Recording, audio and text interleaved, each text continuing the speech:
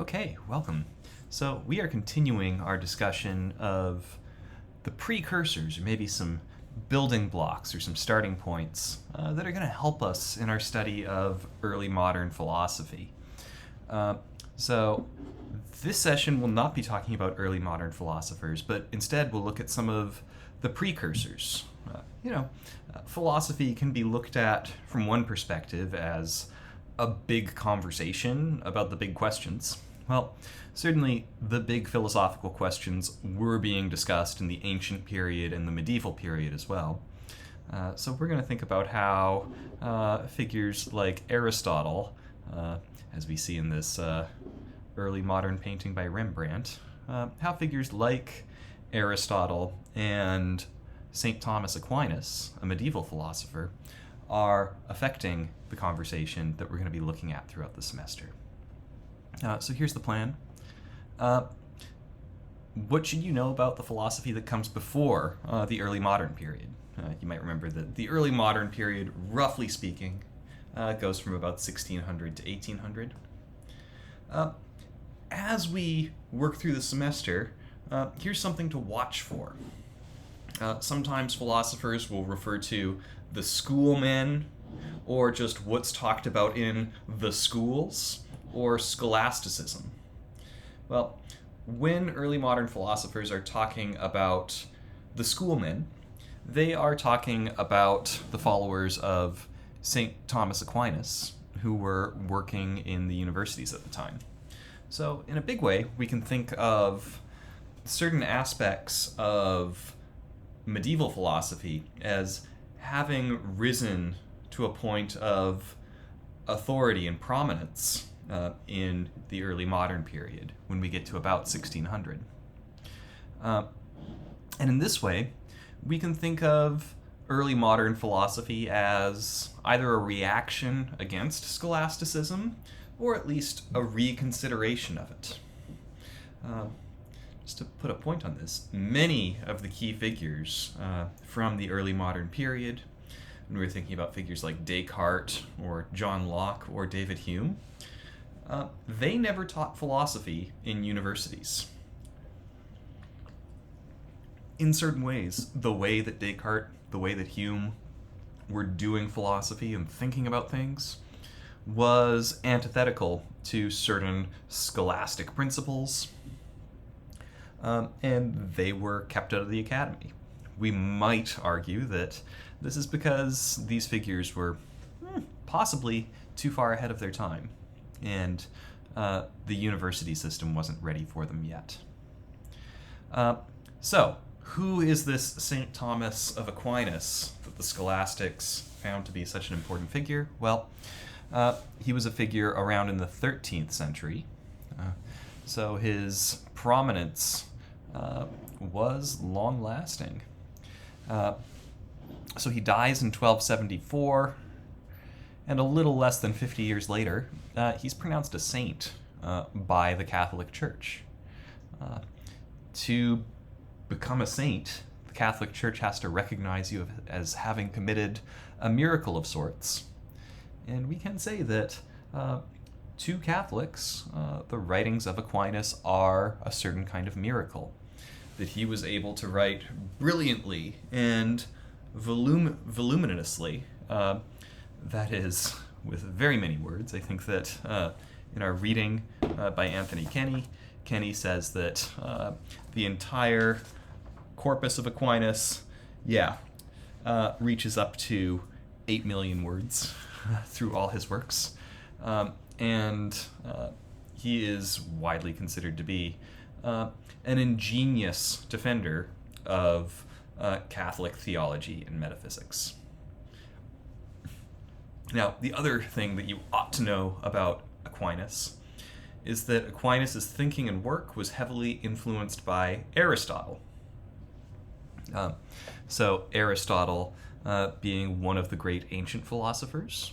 Now, one thing that's interesting to note is for a long period of time, Aristotle's texts were very hard to access.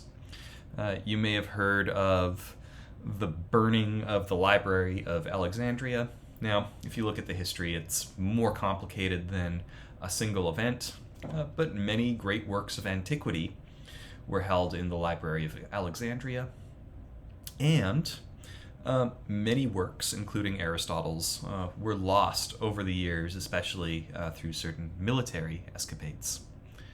But Aristotle's texts were made accessible to Europeans again after the sack of Constantinople in 1204. So an interesting thing that happened is that Aristotle's works were copied and commented on by Islamic philosophers. So in the Islamic world, Aristotle's texts were still circulating, but in the European world, his texts were very hard to find until Europeans stole some Aristotelian text back in 1204 in Constantinople. In this way, it's kind of interesting to think about the fact that Aristotelian thinking was rather new when Aquinas began picking it up in the middle of the 13th century. Aristotelian texts were reintroduced back to Europe in the 13th century itself.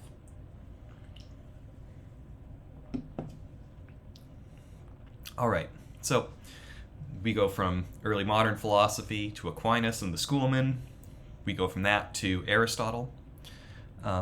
We could take an entire course on Aristotle, but I will give you some highlights, especially as Aristotelian thinking informs Aquinas' thought and as it informs debates in early modern philosophy.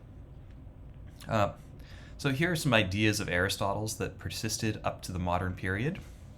Here's the big one. If you want to know anything about Aristotle and to speak knowledgeably about Aristotle, you should be able to understand the four causes.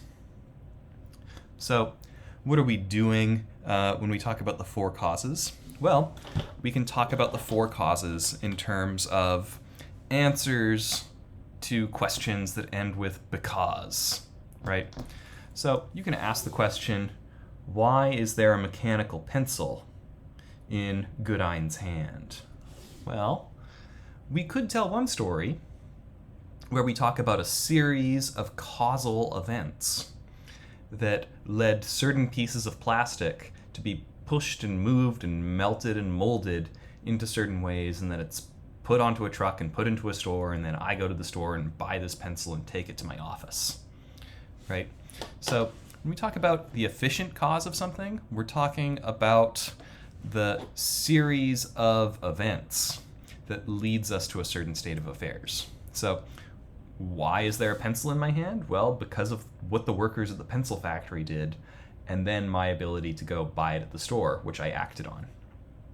That's the efficient cause of this pencil in my hand. But we can answer because questions in different ways, right? So we can talk about, well, why is there a pencil in my hand? Well, we might say that because there is the kind of material needed for a pencil in my hand. So we would say, well, there's some plastic and some graphite and some springs and a rubber eraser at the end that have come here. If there were no materials, I would be holding only an imaginary pencil, right? Similar thing, we could talk about the formal cause. So it's not like any time I have plastic and graphite and springs and rubber in my hands do I have a pencil, right? They have to have the form of a pencil. So not just pencil material, but pencil form. And we need those two things to come together, right? So the matter, I have a pencil in my hand because I've got pencil matter, but also because I've got pencil form in my hand, right?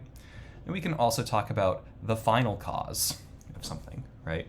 So I can, for instance, say that the final cause for Aristotle is the function or purpose or point or meaning of a thing, right? So this could be the ultimate why question. So why is there a pencil in my hand? Well, it's because I need something to mark notes onto my readings and maybe make non-permanent notes onto my readings. Always a good thing to do when you're reading philosophy, right? So we can say, why is there a pencil in my hand? Well, we've got 4 different answers. A series of events, we've got pencil matter in pencil form, but also pencils have a purpose, right? Now, we can ask questions about any kind of being, right? So I could give you this answer about, say, a burrito, right? Well, how does a burrito come into being? Well, when certain people take a tortilla and fill it with certain kinds of food. That's a story, a series of events. We can also talk about burritos as certain kind of material objects, right? You're gonna need beans and rice and cheese and maybe meat and so on to make a burrito.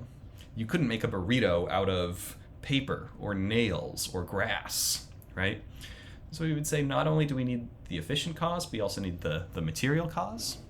And of course, burritos need to have a certain form. A pile of beans and cheese and rice isn't a burrito. And if you fold them together in the different sizes or in different ways, you might have a taco or a quesadilla instead of a burrito, right? So again, we might say, what is a burrito? Well, it's burrito material arranged burrito-wise, right? And again, for a burrito, we could talk about its final cause. We could say that, well, a burrito has the purpose of being delicious and nutritious, right? So we can talk about almost anything in terms of these 4 causes. I gave you 2 silly examples, but Aristotle could even give us examples of what is a human being, right? Well, one thing that we can say is that it's human materials in the form of a human. We can talk about the purpose or meaning or point of a human being for Aristotle. So maybe to live a flourishing life. And we can also talk about the series of events that brought you into existence, right? Maybe your parents gestating you, and then also you maintaining your nutrition and health throughout your life. That would be the efficient cause of your present existence. So that's a big idea for Aristotle. If you learn how to analyze what a thing is in terms of its 4 causes, that takes you a pretty long way in understanding what Aristotle is all about. So just to repeat this point, we can think that for Aristotle, if you're going to do metaphysics, the study of what a thing is, you need teleology. Teleology comes from the Greek word telos, which means point or aim or purpose. So for Aristotle, if you want to understand what a thing is, you have to understand what it is for, right? Aristotle in one place gives the example of a hand, right? Well, what is a hand for? Well, a hand has the purpose of being able to point and grasp and so on and so forth. He says that the hand of a statue is not really a hand because, of course, not only is it made of stone, so it has the wrong materials, but also it fails to do the kinds of things that hands do, like grasp and hold and point. A hand on a statue is immobile, right? So if you want to understand what a thing is for Aristotle, you need to understand its purpose, or its telos. Now, this also came through. If a burrito is burrito material, arranged burrito-wise, this is also going to come through in Aristotle. He's going to say that a thing is a combination of its matter and form, right? So you, as a human being, have both the matter that it takes to be a human, but also that matter is arranged in the right form, right? This is called hylomorphism because basically hylo means matter or material or stuff, and morphism means the form, right? So when we take a hylomorphic analysis of something, what we're doing is we are understanding that thing as a combination of matter and form coming together, and when that matter and form come together, then we have a particular kind of being, right? Here's another point from Aristotle's work, De Anima. He gives us an interesting picture of what it is to have a soul, right?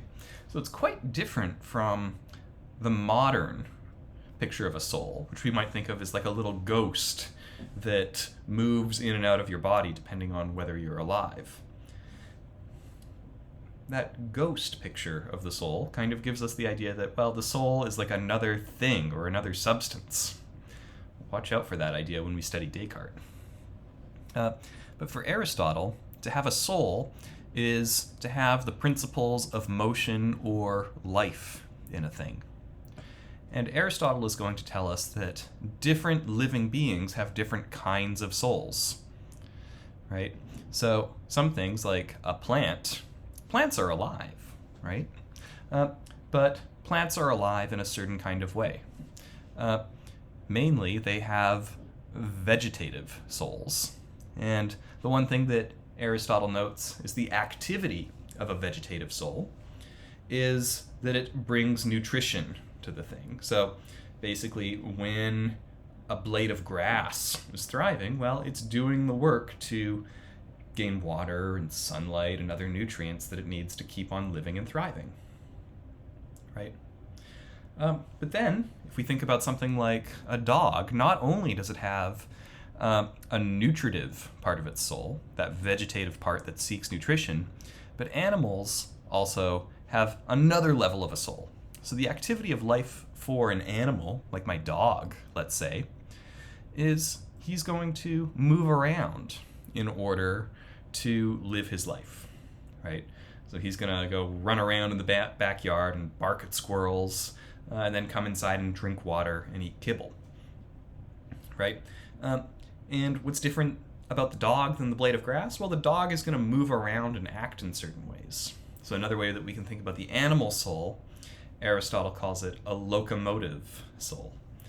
That animals, over and above plants, have locomotion in their way of life. Now, we human beings have locomotion in us, of course, as well as the principles of nutrition, doing what we need to stay alive. But we have a third kind of activity in our ways of living, and that's the use of reason, right? Aristotle finds it really interesting that human beings have language, and not only that they have language, but that they use their language to talk with others about how they're going to live, right? And for Aristotle, this is kind of like doing politics, right? Making cooperative decisions about how we're going to live. Bees are sociable, but they don't actually like talk about what they're going to do. They're just automatically going to do it, right? But human beings, when we cooperate, do it through reason. So that's like a special extra part of the soul for Aristotle. But just notice how this picture of what it is to have a soul is quite different from the way that you might think about it on a day-to-day basis. That your soul is simply what it is to be alive. And we might think that your soul is a certain kind of activity that is performed by a body. So in fact, with this Aristotelian picture, the idea of having a soul after you die doesn't make sense. It's kind of like looking for a form without matter. Well, you can't have form without matter. If you want shapes, you're going to need like a lump of clay to put that shape into. Similar idea with the soul for Aristotle. Last thing that you might know from Aristotle is that we differentiate different kinds of things with prime matter, right? So earth, air, fire, and water. These different things, these different constituent parts of everything that exists in the universe are essential to explaining what things are, but also how they behave. So, for instance, Aristotle is going to say that water and earth, or things made with lots of water and earth, tend to fall. And why do they fall? Well, remember that Aristotle says in metaphysics we have to think about teleology. Well, in a certain way, the purpose or striving of water and earth is to come close to the ground, right? So why do rocks fall? Why does fire rise? Well, these things are striving to achieve their purpose. right? So this theory of prime matter is very closely tied up, not only with this hylomorphic theory of things as matter with form, but also with teleology. All right, so that's my quick primer on Aristotle. We can now bring this back another 1,600 years and look at Aquinas. So he's going to do work to make Aristotelian thinking compatible with Christianity. So what Aquinas wants to be doing is what he calls natural theology. Now, when we're doing natural theology, which is contrasted with revealed theology. So revealed theology is when you come to know something about God or the divine by reading a religious text that you trust or having a personal religious experience. Notice that when you come to know things about God in this way, it might not be very convincing to other people, right? If you just tell me that, well, God has X, Y, and Z features, and I ask you, why do you know that? And you tell me, well, I had a vision last night. That's not going to be very persuasive to others. But on the other hand, this practice of natural theology, and this is what Aquinas is trying to do in most of his writings, he's trying to establish claims about God and the divine on the basis of common knowledge and reason. So he's going to say, look, we're not going to make our arguments about the nature of God from controversial premises, like religious experiences, but instead we're going to base it on uncontroversial evidence. I don't know, maybe the idea that the sun rises in the east and sets in the west every night. Or that my hand is perfectly suited for all the things that I need it to do. Right? Now, Aquinas is not going to say that you can know everything about religion through natural theology. So some things will still be known as a matter of revealed theology, which we can think of as faith rather than reason. And that might be things like the incarnation of God in Christ, or that the universe began to exist. In the beginning there was God, and then he created everything. That is an example of revealed theology. So it's not a proof, right? But Aquinas is going to tell us that many other things that we know can be known as a matter of proof. Here's one last interesting observation, is the way in which Aquinas is going to use Aristotelian ideas in order to answer certain questions in theology.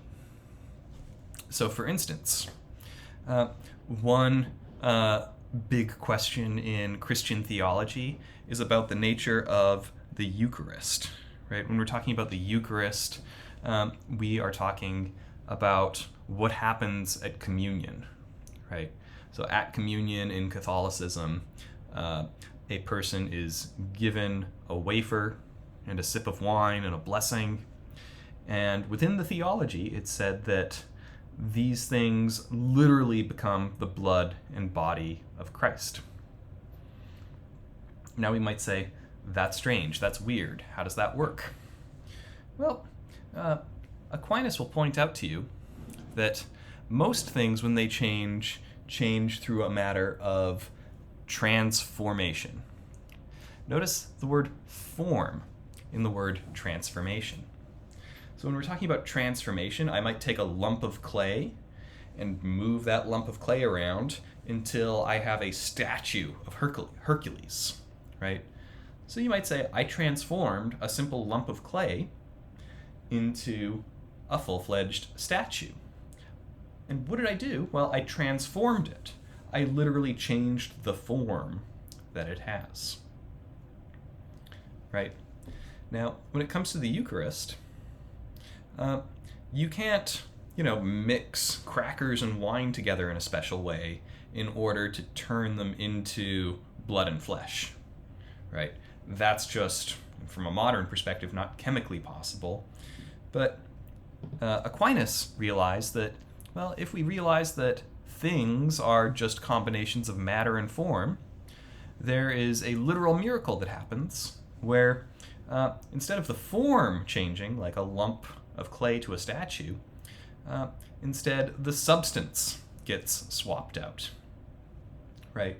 So we go from the materials that make crackers and wine, and through the process of divine intervention, those are transformed into the materials that make up the blood and flesh of Christ, right? So instead of transforming, we change the substance, transubstantiation, right? So again, we can see that if a thing is a combination of form and matter, Aquinas is able to use this Aristotelian hylomorphic mode of thinking in order to explain one of the biggest mysteries within Catholic theology, that of transubstantiation. Now, one last thing that we might look at here is from Aquinas' Summa Theologica. This is perhaps his most famous book, and in that book he gives us what is sometimes called the 5 ways. He's going to say these are 5 what he thinks to be logical proofs from natural theology that God is real, right? So that's something that we don't have to know as a matter of faith for Aquinas. Instead, we can know this as a matter of reason. I'll give you a quick rundown of the arguments. 1, motion is only possible if there is a first unmoved mover. That is, we couldn't have motion being caused all the way back infinitely in time. That doesn't make sense, so we have to have a starting point. Things are clearly in motion, so there must have been an unmoved mover, i.e. God, that set the chain of events into action, right? We talked about efficient causation earlier. That's the series of events that leads to a certain state of affairs. Well, a series of efficient causes, again, must lead us back to an uncaused causer. So we couldn't have a series of uncaused causes all the way down. Yet again, contingent corruptible beings, you might think of yourself as a contingent corruptible being in the sense that it may come to pass that someday you do not exist. And if you think about it for a second, there has already been time in the history of the universe when you did not exist. So you're a contingent being? Aquinas seems to wonder, well, could everything be a contingent being? And he thinks, no. There would have to be something that has to exist at some level of reality. That's going to be an incorruptible necessary being, and the only kind of being that could necessarily exist and be incorruptible would be God. 4, existing degrees of reality and goodness must approximate a maximum level of reality and goodness. So we might think that, this can of ginger ale that I'm drinking right now, it's pretty good. Now, we might also, if we go along with Aquinas' line of thought, you can only have things that are pretty good if they are instantiating perfect goodness, right? And that maximum level of reality and goodness are the things that make pretty good things exist. 5th, regular teleology, so that's a word that we've already learned in this video, right? Things with purposes, meanings, or points, functions, right? He says that we notice non-conscious beings with purposes. So we might notice that the blade of grass is a non-conscious thing, but it works toward a purpose, right?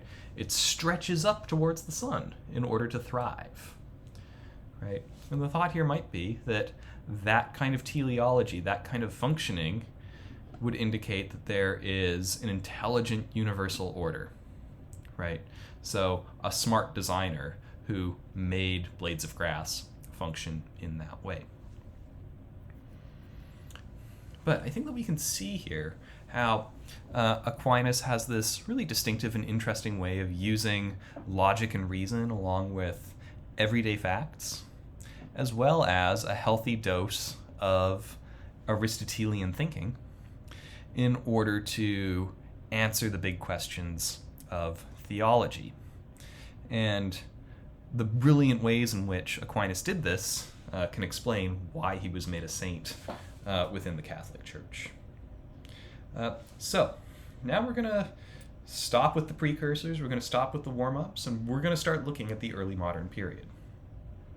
So as we start exploring this early modern period, think about how writers like Descartes or Locke or Hume, in what ways are they borrowing from this mode of thinking from Aquinas? Because some of the main proofs of God that we see in the early modern period will be quite close to these 5 ways that Aquinas gives us. But in other important ways, watch out for how early modern writers are also departing from Aristotle and the thinking of Aquinas and the schoolmen. So that will be your thing to focus on and to watch out for as you begin to read. We're going to start with Descartes next week. Thanks for listening in, and take care.